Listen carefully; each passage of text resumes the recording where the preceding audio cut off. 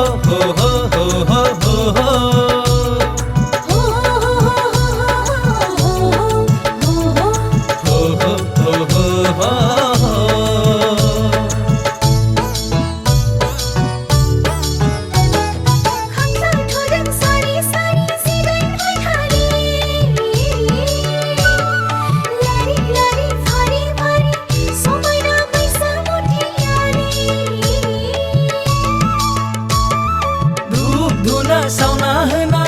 गोथार लाइजौलाय बना गोथार गोसो गोरबोजों आखायाव बिबार लाना गुगुरुब खुलुमहरो जों हान्थु खेरायना गाबज्रिहरो जों निर्बाण मोनो अराय सिजौ गुदिया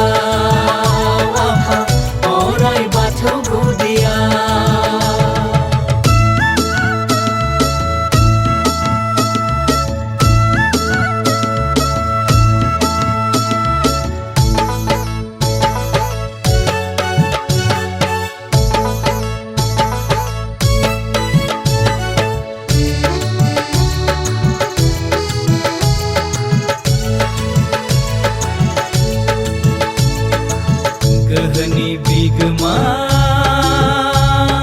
नों जोंनि अनसुला आफा अबंलावरि नुवाथारि